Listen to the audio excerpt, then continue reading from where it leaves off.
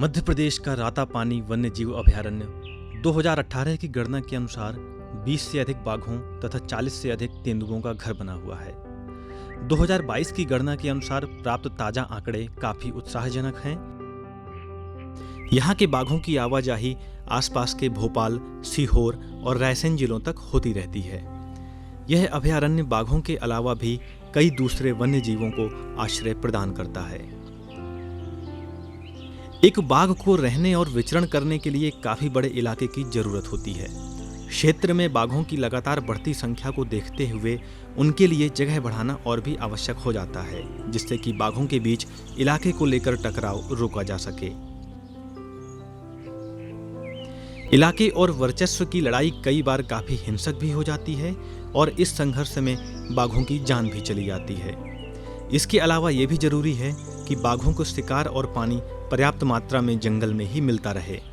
ऐसा न होने पर भोजन पानी की तलाश में बाघ इंसानी बस्तियों के बीच पहुंच जाते हैं और यहां से इंसानों और बाघों के बीच टकराव की स्थिति बनती है। इन सब बातों को देखते हुए रातापानी अभयारण्य में वन विभाग द्वारा लगभग 10 गांवों को विस्थापित किए जाने की योजना बनाई गई है। इन गांवों के विस्थापन से प्राप्त अतिरिक्त भूमि का उपयोग ग्रासलैंड विकसित करने में किया जाएगा, जिससे शाकाहारी जानवरों की संख्या में वृद्धि होगी और बाघों को जंगल के अंदर ही पर्याप्त मात्रा में शिकार मिल सकेगा।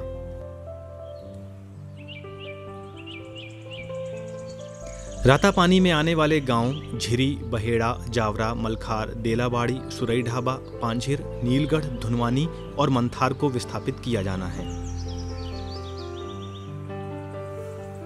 विस्थापन को लेकर एक सामान्य नजरिया यही बनाया गया है कि जिन लोगों को विस्थापित किया जा रहा है वो इससे नाखुश हैं और विस्थापन इन लोगों के हित में नहीं है। लेकिन वास्तविक सच्चाई जमीन पर उतरकर ही नजर आती है।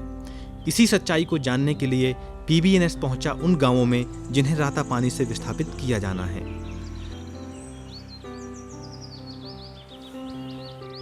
सबसे पहले हमने बात की रातापानी अभयारण्य की बिनेका रेंज के अंतर्गत बसे नीलगढ़ गांव के निवासियों से। नीलगढ़ के रहने वाले जालम सिंह भल्लावी को यकीन है कि विस्थापन के बाद वे अपने बच्चों का बेहतर भविष्य बना सकेंगे।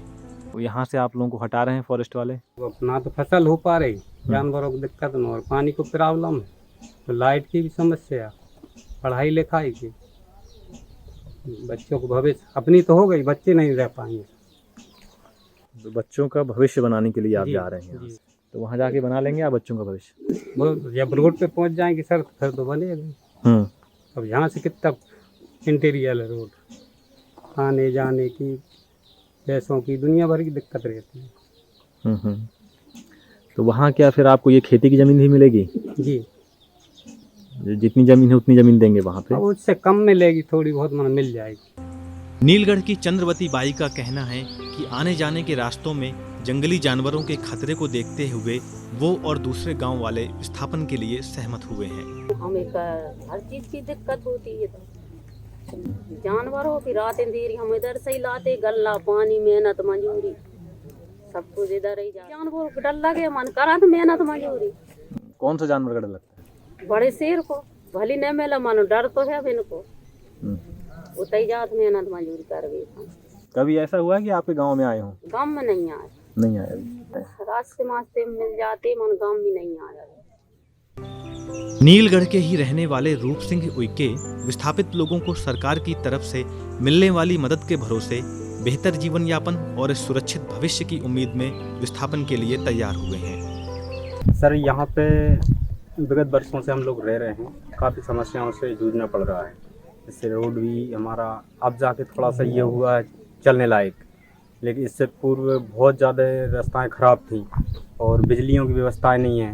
दूसरा 8वीं पास पढ़ने के बाद बच्चों को बाहर जाना होता। अब जो सामर्थ्य है वो अपने बच्चों को बाहर भेज देता है, जो सामर्थ्य नहीं है तो उनके अधिकतर बच्चे अनपढ़ ही रह जाते हैं। 8वीं पास होने के बाद वो घर पे ही अपना मेहनत मजदूरी में लग जाते हैं। दूसरा, जैसे कोई बीमार हो जाता है तो इलाज कराने के लिए बाड़ी या सुल्तानपुर जाना होता है। अब इससे बारिश के चलते अगर रास्ता ख़राब हो जाती हैं तो मरीज को इतनी दिक्कत आती है कि ले जाने में वो ले जा नहीं पाते। आपको कभी मिला है टाइगर आते जाते? जी। कब मिला है? सर कल शाम को 6 बजे घोड़ा पछाड़ के पीछे जो टूटी पुलिया है वहीं पे पानी पीते हुए मिला है। फिर तो अब ऐसे में वो तो ठीक है, हम लोगों को देख के वो भाग गया। अगर हो सकता था वो घातक कोई वो कर देता, किसी को भी मार सकता था सर। नीलगढ़ के बाद हम पहुंचे धुनवानी गांव।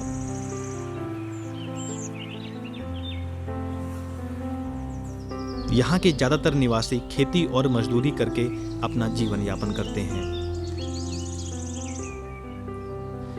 धुनवानी के विनोद सिंह भी बेहतर सुविधाओं और आने वाली पीढ़ी के उज्जवल भविष्य की चाह में नई जगह जाकर नई शुरुआत करना चाहते हैं। यहाँ की जो समस्या है सर, जे कि यह सब बिजली भी है, रोड की भी समस्या है। जहाँ तक बीमार हो जाते तो आने जाने की दिक्कत, और जो भविष्य के बारे में जो बच्चे भी जैसे अपन हैं, अपने बच्चे भी यही काम कर रहे हैं। सोचा कि अपन अपनी ज़िंदगी तो गुजर गई, आगे चल के जो बच्चे सुधर जाए। आप लोगों का गांव यहाँ से हटाने की बातचीत चल रही है, जी पता है आपको? जी, क्या खबर है? कि जहाँ से सर हटाने की प्रक्रिया चल रही है। हम्म।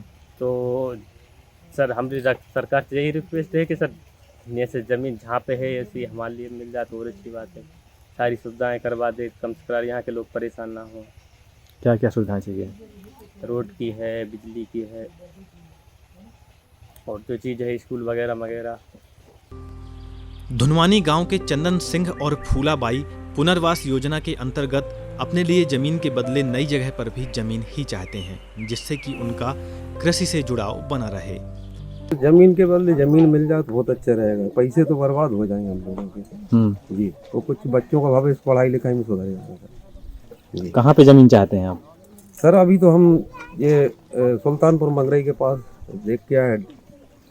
सर लोग भी गए थे हमारे साथ में। अच्छा जी, उनका निरीक्षण किया है हमने, हम सहमत भी हो चुके हैं सभी लोग। पूरे गांव के सब लोग जी सर, एक साथ वहीं पे बसेंगे? जी, क्योंकि आने जाने में सर बहुत दिक्कत होती, बारिश में दिक्कत होती, हर चीज़ में, बीमारी में होती, पेशाने में होती, पढ़ाई लिखाई में होती है, बहुत असुविधा उठाना पड़ता है। तो वहाँ पे सब सुविधाएं मिल जाएंगी आपको? नहीं, सब्सिडी में तो सभी सुविधा मिलेंगी सर।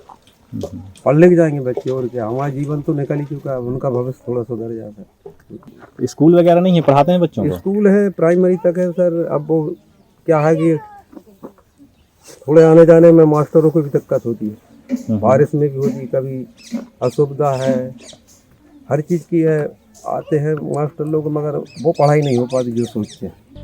महेश कुमार आदिवासी बताते हैं कि पालतू मवेशियों का शिकार अगर बाघ या कोई जंगली जानवर करता है तो उसका मुआवजा उन्हें वन विभाग द्वारा दिया जाता है। हालांकि उनकी इच्छा ये भी है कि जंगली जानवरों के खतरे से दूर रहकर नई जगह पर मवेशी पालन करें। फसल होती नहीं है, जानवर वगैरह ज़्यादा हैं, सब कुछ खा जाते हैं। वो तो रात भर की रखवाड़ी, दिन भर की रखवाड़ी, तो दिन में ढोरों की रखवाड़ी है, रात में जानवरों की रखवाड़ी है। क्या क्या करेंगे, रात भर थोड़ी जगेंगे, ना दिन में जगेंगे। अस्पताल वगैरह है यहाँ पे? अस्पताल भी नहीं है सर। स्कूल? स्कूल है तो वो 5वीं क्लास तक। जानवर अनवर चराने भी जाते हो आप जंगलों में इधर? हाँ, जानवर अपने गाय बैलों को चराने जाते हैं सर। तो वहाँ कभी ऐसा मतलब डर नहीं लगता शेर वेर आ जाए, आ टाइगर? जाता है सर, क्या करें, वो तो मजबूरी है हमारी, चराना तो पड़ता है। कभी आमना सामना हुआ? आमने सामने हुआ, कई लोगों को हुआ, मान के चलो। अपने तो खैर नहीं हुआ, अपन तो खैर जाते नहीं हैं, पापा जाते हैं हमारे चराने के लिए। बारी मतलब पर डे की बदली होती है, पर डे आदमी बदलते। धुनवानी गांव के मंगल सिंह एम ने भी जंगली जानवरों के खतरे को देखते हुए नई जगह पर जाकर बसने में ही अपना और अपने परिवार का भला देखते हैं। मवेशी लेके जाते हैं जंगल? हाँ, मवेशी लेके जाते हैं साहब। कितने मवेशी हैं आपके पास? 5 है। क्या क्या है? 2 बछड़ा है, 2 गाय है, 1 बाछड़ी है। यहाँ से खबर आ रही है कि आप लोगों को इस गांव से दूसरी जगह जी ले जा रहे हैं, हाँ जी। तो मन है आपका जाने का? हाँ बिल्कुल, जंगल से तो निकर भी हम बिल्कुल फुल फोर। यहाँ मतलब परेशानी है आपको? परेशानी है साहब। लगाव नहीं है कि ये पुश्तैनी गांव है, बाप दादा लोग रह रहे हैं? बाप दादा जा पीढ़ी को मालूम नहीं है हमें, जो कितनी पीढ़ी को पुराना गांव है। मनो आज जब परेशानी आने लगी तो हम घबराने लगे जहाँ से। आगे जो शेर तेंदुए ज्यादा परेशान करने लगे, जानवर ज्यादा हो गए, फसल बचे नहीं है। आज जो फसल लगा है तुअर की, उसमें भी जानवर अभी से खाव शुरू कर दे, फिर आगे हम ले। कल ये जेवर का खिलाए इन्हें, रात भर जगनो पड़ा था, कहाँ तक कर, मार सके नहीं, हर तरफ से दिक्कत है सब। देखो हमने जैसे कैसे गुजार ला है, ये हमारे बालक है, बालकों की जो औलाद है इनकी मट्टी पलीत हो रही है। यहाँ रोड पास में है नहीं, कोई व्यवस्था है नहीं, कछु है नहीं, कोई सिटी लेवल में या कहीं भी पहुँच के अपने बच्चों को भविष्य ये सुधार सके। सभी गांव वालों से बातचीत करने पर एक बात मुख्य रूप से निकल कर आती है कि बाघ और तेंदुआ जैसे जंगली जानवरों के खतरे की वजह से ये लोग अपनी पुश्तैनी जगह छोड़कर नई जगह जाकर बसने के लिए तैयार हुए हैं। वहीं विस्थापन के लिए तैयार होने की एक और बड़ी वजह वन विभाग द्वारा इनके हित में लागू पुनर्वास योजना भी है। हर तरह से विस्थापन इन लोगों के हित में ही है और इनके बेहतर भविष्य के लिए जरूरी भी है।